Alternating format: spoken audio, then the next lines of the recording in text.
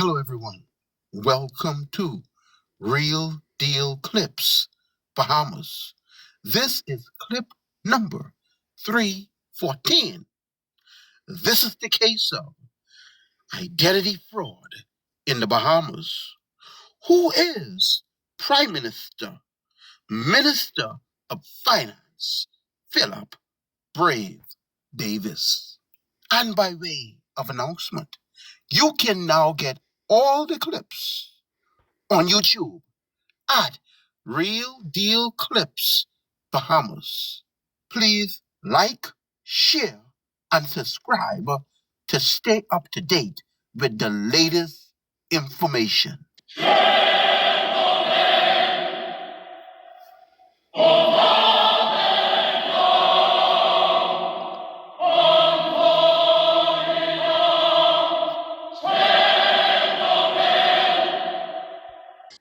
Stay tuned.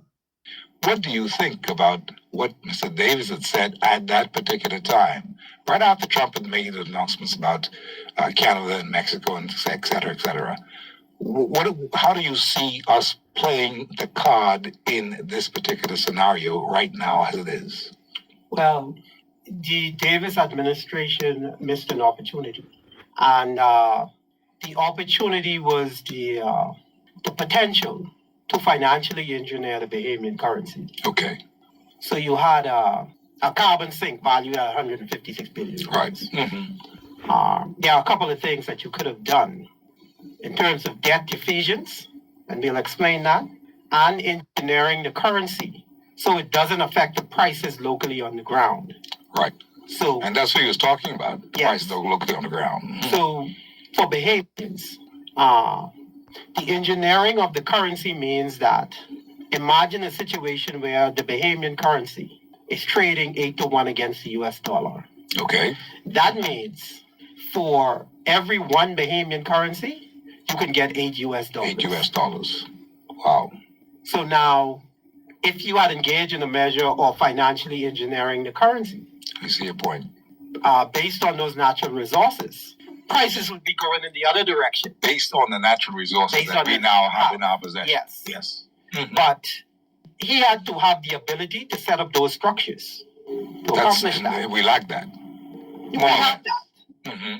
I don't know if the mindset that he has within that caucus I understand. have the kind of creativity, whether their mindset is oriented towards things like engineering the currency, defeasing the debt. And imagine if we have $2.9 billion worth of external debt.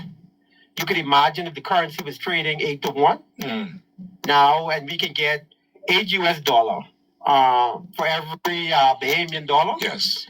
That $2 billion, that $2.9 billion worth of debt, that would only equate to about $700 million in Bahamian currency. But we seem to lack the ability to think outside of the box. There are a lot of things coming down the pike, and we seem not to be planning for these things. And it's an ongoing story. It's happening every day, with every passing day. It's a work in progress. It's moving. Yeah, these are moving targets. And so what the government has done in terms of repealing that sovereign wealth fund, that's going to have a significant effect. Bahamians they are now experiencing the effects of the Brave Davis administration lacking the ability and the creativity to not put these measures in place. If we had missed our targets at this particular point in time, and we missed it from earlier last year when we decided that we're not going to put in this sovereign wealth fund and make it effective to empower the Bahamian people, to give the people the monies to make sure some things happen for them. At the end of the day, it is not just about the government just flashing us and give us the money. Oh, that's a small part. Take that. The whole thing is that really we're not planning for anything of this magnitude. We're not planning to participate in where the world is going. That's what I'm saying. So the world is moving in a certain direction. And one time ago, it was about a free market economy. That's right. where you can just go in and individuals and companies go in, and it's all about capitalism. It's a fight to the death to secure resources for individuals and companies and all of that. Market forces will prevail. And market forces prevail and all of that. Capitalism, marks out, cronyism, capitalism, all of it now has been intertwined and intermingled. And now it seems like we're moving into a new dispensation in terms of collective ownership. The way forward for countries seem now to be ideas and structures that are based on collective ownership. And understand what I mean in terms of collective ownership. A sovereign wealth fund represents collective ownership by the citizens. Yes. Of course, it has government oversight, and it also has corporate governance, not government, but governance in place. Right. Mm-hmm. So the government has some influence over a sovereign wealth fund, but they don't control a sovereign wealth fund. The mechanisms of control are set up outside of government. I understand that. And you've the been saying government all along. Can't intervene in how that fund is executed once it's legislated in law. Absolutely. But you see, the trouble is with us in the Bahamas, we don't seem to want to let any of that control go. We seem to want to control everything to the point where even if we put it into legislation, we want to have oversight even quietly if we have oversight of what's going to happen with the sovereign wealth fund, because of natural resources. Well, there's another thing that's at play. There is collective responsibility that needs to come to the fore. Yes. Collective responsibility has to do with the citizens of the country. We have to band together. We must get involved. We have to band together and claim collective responsibility for this sovereign wealth fund. We have the numbers. So the Bahamian people determine who becomes the government. That's a power that we have collectively. Yes. Individually, we don't have much power. No. Collectively, stand alone. We're the greatest force in the country. Exactly. So there needs to be a collective responsibility and an understanding that we are the government. When we come together and unite our voices, and if we can collectively come behind and lend our voices to unify around a sovereign wealth fund, we can make this happen. This is not a difficult thing to have executed and legislated in law. The difficulty that we find with Bahamian people is that question about unity. That's right. That's the struggle, to get Bahamians to unite around a singular cause. And that cause has benefits that are known to every single Bahamian. And those benefits, once legislated in law, they are legislated in perpetuity. But let me say, get them year after year after year, no matter who the government is. Obviously, this is going to happen. We know this is going to happen because money brings people together, whether you know it or not. Money brings people together. I'm going to take a call, and we're going to get into some real meat of this thing in a minute. Let me just take this call. Hard copy. Good afternoon. How are you doing? Oh, I'm very excited, and I'm having an orgasmic feel from the young man who's talking. He's hitting the nail on the head 10 million times. When he speaks of unity, I agree with him 10 million %. We would not be able to benefit anything that requires collectivity. Because why? We're being infiltrated by immigration. Until we get this immigration situation sorted out, we're going around in circles, holding our head and expecting to go forward. Mm-hmm. You cannot put something out there for the citizens of a country when immigrants are going to be standing in line to benefit from it. So we have to get immigration is our core issue now. And what I see happening, the Bahamians, they now, some of them don't believe that they're entitled to the Bahamas. They believe that everybody is entitled, and the people now who are playing mind games, the outsiders, they want to come in here to grab our natural resources. So what they do, they confuse the Bahamian people. They keep doing things to agitate us so that we would lose focus and lose our unity. Mm-hmm. And that is the core. Like you say, and like Malcolm X said, The chickens will come home to roost, but they cannot come home to roost when you keep scattering them, and that is what is happening. And any intelligent Bahamian can see that it's a master plan to take the Bahamas from us and what to trade the Bahamas with people who have no entitlement. That's why you see all this name game change and whatnot, all this name game change and whatnot, all this name game change and whatnot. Follow carefully, my listening audience.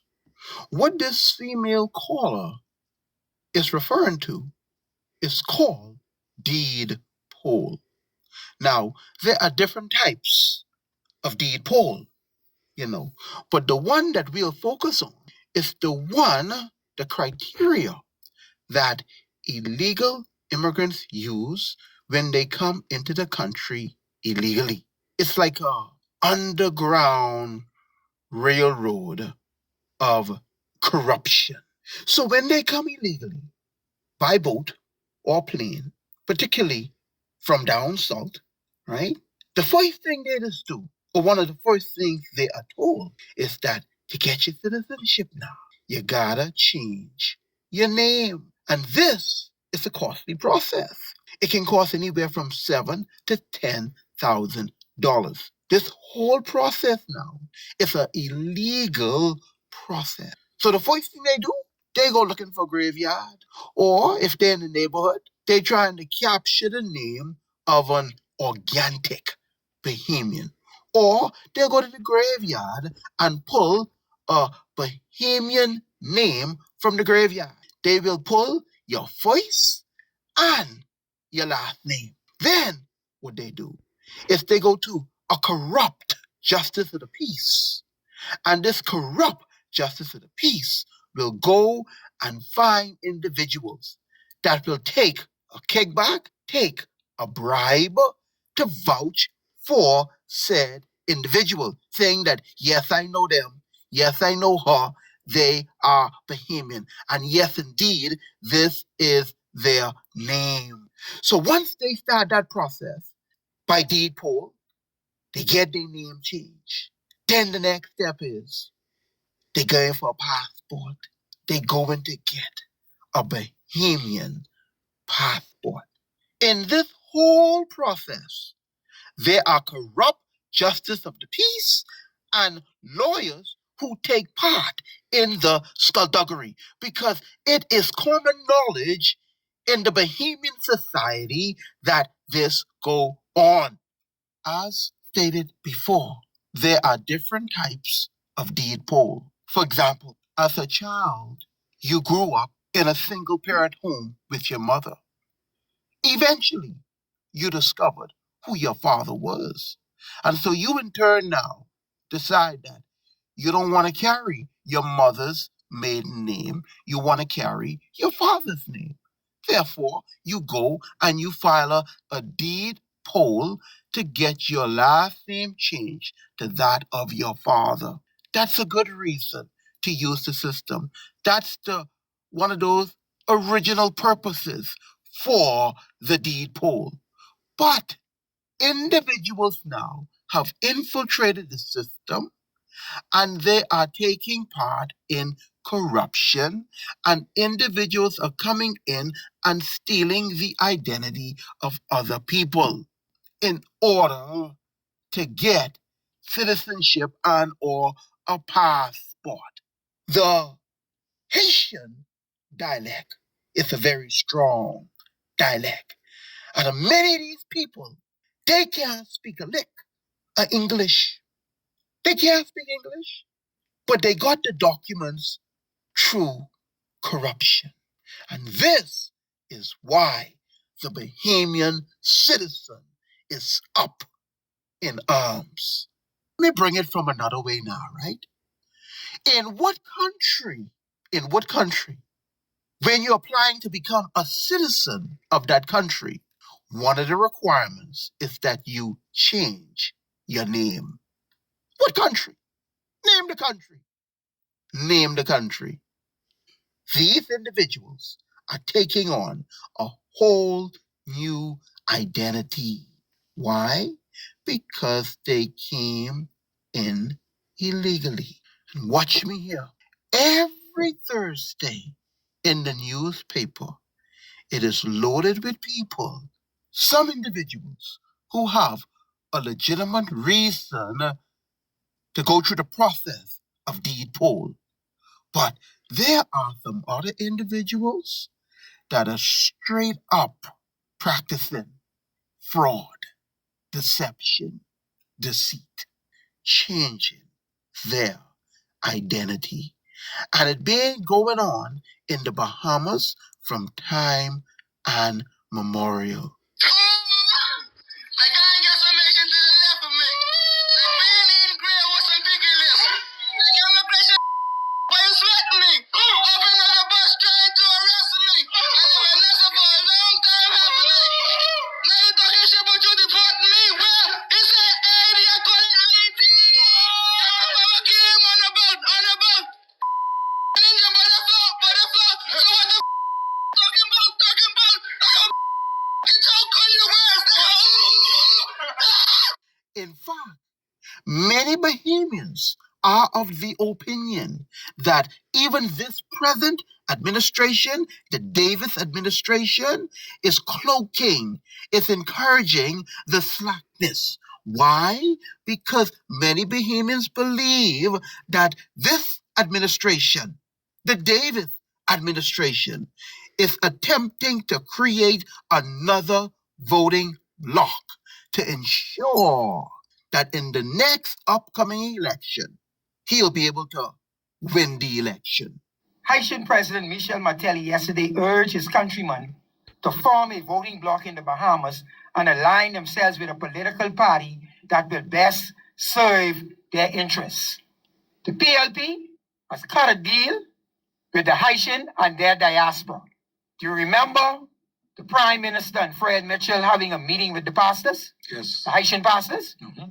Shortly after that, shanty towns was dealt with, but their people was taken care of, put in hotels and air-conditioned rooms and whatever else you could imagine. They were taken care of and still are being taken care of. In my view, they have decided to throw their lot behind the PLP.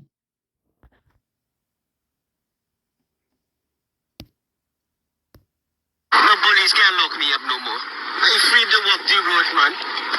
Oh, passport. It looks so nice in yellow. Oh, they don't know why they're giving me passport, boy. They don't know, boy. Wow. In fact, I want you to hear and hear with your own two ears and see with your own two eyes what the Prime Minister Philip Brave Davis, and also the Minister of Finance, Philip Brave Davis, said on the campaign trail. Yes, and you heard me correctly. This one man is Prime Minister, and also he appointed himself the Minister of Finance. This one man is responsible for carbon credits worth $156 billion. And he don't have to answer to nobody. The Parliament of the Bahamas, the Cabinet of the Bahamas, they all came together and gave this man carte blanche authority over the carbon credit money. And he answers to no one, not even the Bahamian people. Look and listen for yourself.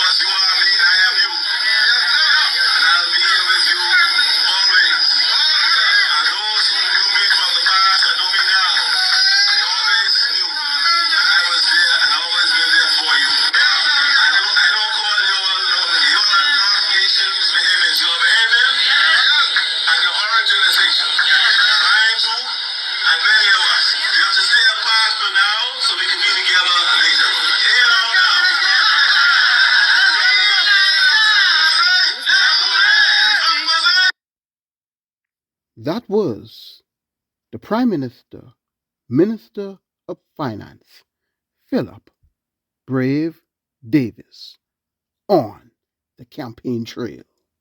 Let's continue. It's all a master plan to take the Bahamas, and they know what we have here. I appreciate your call, ma'am. Well done. Thank you so much for your call. Now, what you're about to hear is a man and a group of individuals affiliated with the Stop the Steal activist group. They have taken initiative to create legislation. They ain't coming with no promises like these political parties. We are coming with legislation to fix many of the ills in the Bahamian society. Take a listen to a solution, not a cap in hand and a promise. Because, like we say in the Bahamas, a promise is a comfort to a fool. But let me address this immigration issue that the lady cited. We have laid forth provisions in the new Citizen Sovereign Wealth Fund where an immigrant can't participate in the sovereign wealth fund. Absolutely. I know that. We have set up criteria for registration because every single citizen of the country who wants to participate in that Citizen Sovereign Wealth Fund, they have to register.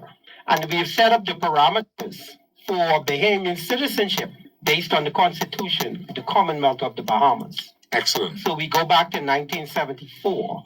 And if you don't fit that criteria for 1974, and if you don't fit that criteria for 1974, and if you don't fit that criteria for 1974, you cannot register to participate in this sovereign. Well, that's good news. That's good news to hear. So we've thought about all these things, but in the end, we still need to bring that legislation to the Bahamian people so they can approve of it. And not only approve of it, they need to come out and fight for it. Absolutely.